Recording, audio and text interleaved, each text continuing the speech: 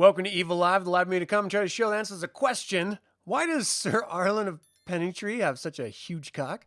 Subscribe if you're new to the channel, because today we're reviewing HBO's A Night of the Seven Kingdoms, Season 1, Episode 2, Hard Salt Beef. Okay. We've got to address the cock in the room.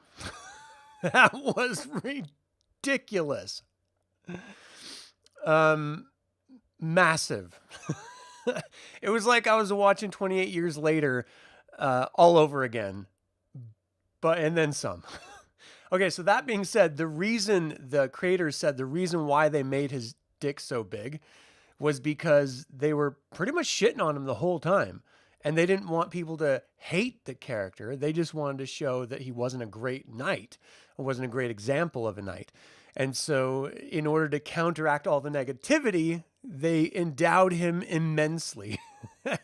And just watching him walk and face the camera and then reach down with that fake penis and like pee, it was hilarious. I was just laughing my ass off. Because again, episode 1, we immediately open with Dunk not just, of course, burying this same guy, but taking a shit. And we're seeing shit fly out of his ass. It's ridiculous.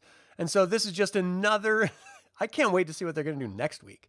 Is like, for all these 7 episodes, are they going to have like these absurd, crazy moments in each of them just to cut the commentary or the tension or something? Really weird. All right, that being said, my favorite part of this episode had to be the tug of war. I thought that was a lot of fun to watch, and I really, really enjoyed it. Plus, I like seeing Dunk like hitting on someone badly, or just communicating with people badly. Like I really enjoy watching this show, and I was so frustrated. And this is my least favorite part of this entire episode. It was really short. It was like a half an hour plus a couple minutes. I mean, what the why? Why is it so short? I want to live here for a while. Give me an hour. Don't give me 30 minutes. It kills me. Because I settle in, and I'm having a great time, and then we pop smoke to some bullshit commercial and it's over. I can't take it. I need more time here. All right. So we start with Dunk basically eulogizing Arlen to a number of different knights throughout the entire area. And quite frankly, none of them either remember who his master was, or they just refuse to admit that they knew who he was. And so Dunk is sort of like shit out of luck. He can't enter a tournament if he's not a knight. He can't vouch for being a knight if no one knows the dude who knighted him, since there's no witnesses. So he's really, really screwed. And then he witnesses the arrival of the Targaryen princes Baelor, Maekar, and Aerion. And early in last episode review, I had mentioned that there were other small versions of dragons around, and I was wrong. In this time period, there are no dragons around, which makes me do a whole bunch of like mental gymnastics on trying to remember at the beginning of Game of Thrones, season 1, when Baratheon was like talking about the tournaments that they had with like the history of how he ended up marrying the Stark woman. I can't remember now. I got to rewatch it or reread it. But I could have swore they were talking about how there were small dragons around then, like dog size, but maybe not. Maybe I'm just misremembering. And so and this is 90 years before that, or 100 years before that. So apparently there are no dragons around anymore. And quite frankly, the Targaryens, who are still in charge without any dragons, which is shocking if you ask me, it really makes you wonder, why are they still in charge? What are they doing that no one is challenging in a Game of Thrones world, challenging their supremacy? It's strange, right? But in any case, they are in charge. They run King's Landing. They oversee Westeros as a whole. And they must be doing good, because people are appreciative of them and they show them deference and respect, which is nice. But then Dunk actually meets the Kingsguard in this moment where he is as vulnerable as possible because he's not a knight according to anyone else, only in his own heart. No one vouches for his master, whom he thought was someone of some significance, kind of, even though everything we see in flashbacks is to the contrary. And so he runs across the King's Guard, and the King's Guard is basically like, yeah, my father was Crabber, and, I became a knight, so it happens. Because Dunk is asking him, how did you become a knight? How did you get to be a King's Guard? When they're having this conversation. And he's like, well, if a Crabber can do it, well, then I can do it. And then he later finds out by Egg that his father actually owned crabbing fleets. It wasn't just some lowly crabber, on like a wharf. Like, no, this is someone who is incredibly wealthy, and that's how he got. So that just like spirals Dunk even more into his sort of inner depression and lack of self worth at all. He goes with Egg to see another puppet show, and Tencel is doing a puppet show about Florian the Fool, and he ends up going up and asking her, basically just trying to get her attention because he likes her a lot. She's tall, and they have this conversation about her being tall, and he awkwardly saying, well, you're not tall for, wanting to say for me, but obviously not wanting to be a fucking creep. And then Egg is watching the whole time, doing his best to run interference and smooth out the hard edges that Dunk is giving this poor young girl. And then she says that she paints all these puppets herself and that her father makes them. And he's like, whoa, could you paint my shield? And I'll get to why he needs it painted here in a second. But she ends up saying, yeah, and they end up with this idea of painting the shield with this oak tree and everything. Really great. And we've seen the imagery in the posters and in the credits and stuff. So it's a beautiful design, and I can't wait for him to settle into his identity as Sir Duncan the Tall, rather than just Dunk the Dope that everyone kind of treats him. And so after the King's Guard situation, Dunk ultimately sort of follows a maiden into the building where the Targaryens are staying and finds his way outside of Baelor, Maekor, and Aerian's quarters.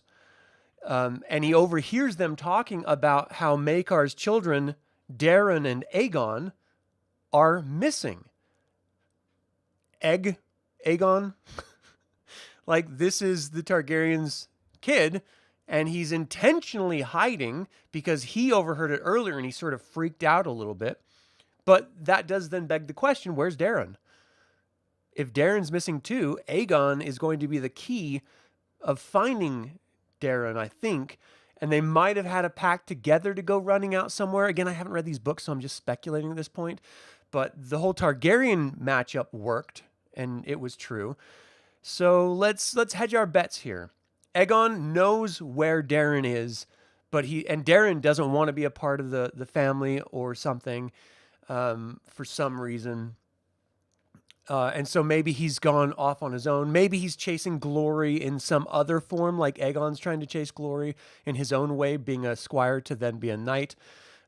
He doubles down on the idea that he's too small, which means insignificant in a lot of ways, which would then explain why he runs away to find a pathway to knighthood himself, to prove that he's not too small, to prove that he is of value and worth in a family that might not appreciate less than member of the family. And then Daeron, I don't know anything about the character, so I'm totally just speculating. But maybe he's doing the same similar thing somewhere else. Because it's a Targaryen, I like the idea of him wanting to hunt for a dragon egg. Because we know 100 years from now there's dragon eggs because Daenerys gets them. So, is it Daenerys? I can't remember names at this point. It's been so long since I've watched Game of Thrones series. At this point, I just don't remember all the names. But in any case, we know there's dragon eggs out there, so maybe that's what Darren's doing. He's going to look for a dragon egg or something. That would make logical sense to me. It would not make sense that both of them were captured, like kidnapped, and only Aegon escaped to then not go back to his family. So I don't think Darren's in any trouble, just other than just the natural trouble of the environment of the world of Game of Thrones, which is difficult. But he's got to be doing something, significant, at least in his opinion. In any case, Dunk overhears this standing literally right outside the room. And so they call him in hey, who the hell are you? What are you spying on us for? And then he approaches Baelor and he's like, look, my father, I'm sorry, the man who knighted me, I can't do the tournament unless someone vouches for him. No one seems to remember him. And he gives the name. The guy's like, I remember him. Yeah. And so he basically recounts and vouches that the man was a knight, which then means Dunk can be assigned into the tourney finally, which is awesome. And so Baelor is basically like, look, you can be in the tourney, but you're going to have to get your own crest. You can't use his crest. And he's like, no problem. And that's why he went to the girl to have her paint the shield so he can have his own crest, hence the oak tree with the meteor breaking the sky above it, which is just beautiful imagery and stuff. I'm so excited to see him finally fight in the tournament. And so then we get, let's see, Lionel drafts Dunk and Egg into the tug of war. So Lionel Baratheon basically is just looking for people for a tug of war, sees Dunk, knows he's a giant dude, and he goes over and he's like, you're coming with me, and he slaps his drink out of his hand and he pulls him over. And even Egg gets in on it, and he's at the tug of war at the very front of their side of it. So there's a big mud pit in the center. Whoever falls in the mud first loses. That's how this thing works. So they're straining and pulling against each side. And we see Egg just doing his best, but he's a little kid. What is he going to do? And it really does look like Dunk is doing the heavy lifting here at the very end. The rope is literally tied around his waist, and he's just pulling with all of his might. And then we get Lionel just leaving the thing to go get a drink. He's like, I'll be right back. I'm thirsty. And so everyone's struggling and fighting, and they're almost losing, and Egg almost falls in, so he wraps his legs around the rope so he can't fall into the mud and they can't lose, at least with him. And that's when Lionel comes back. He's like, all right, everyone, come on. And they win the little tournament, which is just, it's good fun. If you've ever been to a Renaissance Festival, or if you've ever been, what I love are the Highland Games, it's just a lot of good fun. And they have a bunch of different physical athletic events that, of course, you have to sign up for and do ahead of time. But it's awesome. It's just good fun, and it's good competition. It's one thing that I've always wanted to do, and I've never looked into actually doing. I might have to do that this year somehow. I got to figure it out. In any case, really wonderful moment. And then, of course, we see Dunk going up to an armor, and blacksmith Steely Pate, greatest name of a blacksmith, Steely Pate. But he needs armor. He now has he has got his 3 horses, of course. He now is a knight. He's now going to actually fight in the tournament. Now he just needs the armor to do it. And Steely Pate's like, it's going to cost you 800 Westeros currency. I can't remember what they called it. And he's like, I can't afford that. And so the dude drops down the cost and just says, look, give me some money up front. I'll put aside the armor for you. You come back with the remaining, and then you'll have armor for the battle, and then you just give it back to me afterward. And he's like, yep, no problem. So he sells one of his horses reluctantly to get the money to do it. And he and Egg go to watch the first jousting matches of this tourney. And it includes Prince Valar Targaryen, Lord Medgar Tully, amongst a bunch of other people. And it was awesome. The way they filmed this tournament was incredible. And the performances of the individuals, and when someone got unhorsed and he rolled into someone else's lane and they had to steer out of the way and they fell off their horse and rolled into someone else's. It was really exciting to watch. And then you saw this knight jump up on a moving horse and reach down and grab his lance off and shield off the ground. I mean, it was just incredible. The excitement, the just the pulse of it all was up there with the best of any editing on jousts or sports I've ever seen. I mean, it was just really wonderful. And what I really loved is that when it started, we had Tully bite the head off of a fish and sort of like throw the fish into the crowd. So you know that these tournaments are seen very much like modern day audiences would expect of like a WWF wrestling. It's literally like a performative thing more than it is skill almost before you actually get to the battle. Not only are you trying to rile up the crowd, but you're trying to get them on your side and you're trying to sort of manipulate and intimidate your opponents. That's a huge part of sports. And to sort of see that aspect of it and seeing everyone reacting authentically and just with genuine excitement was awesome. And again, another reason why it pissed me off when it ended so abruptly at like 30 plus minutes, it was just way too short with that much excitement and intrigue happening. And if all of these are that short, I'm going to be disappointed, but I'll take what I can get because look, this series is a whole lot of fun to watch. And I'm thoroughly enjoying every second of it. So throughout the course of watching this tournament, we're seeing Egg getting more hyped and Dunk falling deeper within himself, realizing that his master wasn't really that great of a knight. And if he's not great of the knight as that great of a knight and he trained Dunk, how could Dunk be a good knight? How could he stand up to all these other knights who are doing these amazing things on the tournament field? So he's getting really filled with self-doubt and stuff. Ultimately, Dunk and Egg retire to their camp, and Dunk is just sort of monologuing that Arlen never achieved fame or glory in his long life. So many people refused to even acknowledge they knew who he was, and so he's pretty despondent and just he's not sure he can do it. And then at the very end, he's like, you know what? I'm going to prove them all wrong. I'm going to do this. I'm going to be the knight, as he sort of tears off a piece of that hard salt beef, hence the name. I think the idea of this is that I think it might be twofold. Hard salt beef isn't attractive. It's like a tack. It's a provision. It's like a ration that you take with you on travel. You don't look forward to it. It's not very appealing, but it gets the job done. I think that's a parallel to Dunk. I also think it's the idea that it is hard and it is gritty, but it gets the job done. I think that hammers home that Dunk feels that way, but he is going to get it done. He is going to show that he can be a good knight. And that sort of tells us that he's going to succeed in some ways. At least I'm hoping he succeeds.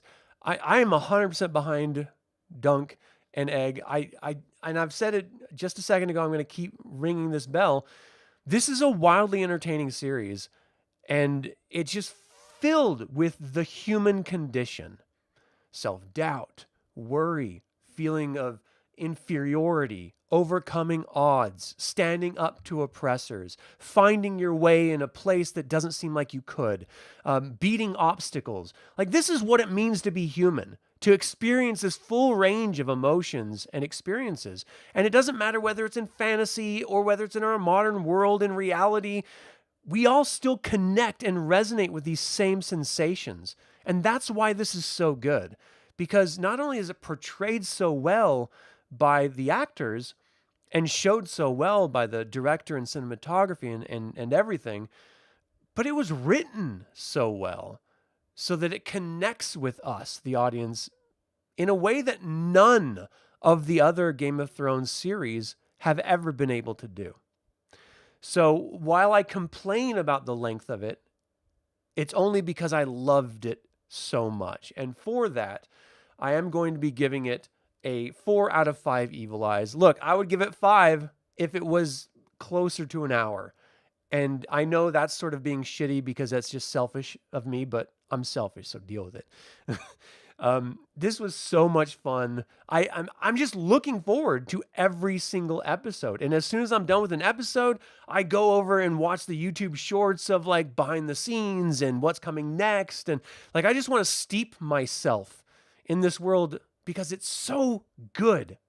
Oh, if you haven't watched this yet, I highly recommend it. Hey Chris, how you doing, man? You're happy the show is out, but it's hard not to be jealous as a DL fan. For sure. Yeah. Yeah. I divorce my mind from the other IPs that I desperately love because I'm having such a good time with this that I just want to hyper focus on what this is as an IP, as a property. And I can't wait till these books are available at my library because I want to read these books so bad. I might just have to buy them, but I just started The Two Towers today. I'm 100 pages in. I've never read it before. So after I'm done with that, I'm going to read a Dragonlance book, and then I'm going to read Dunk and Egg, I hope. All right, you need to do a better job of that. Yeah, for sure, man. You got to divorce yourself. All right, in any case, thank you all for tuning in. Thank you to creator patron Aaron Hardy, producer patron Azrael, developer patrons Chris Androu, and Sam Ruiz, and all of the YouTube members. As always, like it or not, evil spelled backwards is live. So get out there, show off that huge cock, and be evil.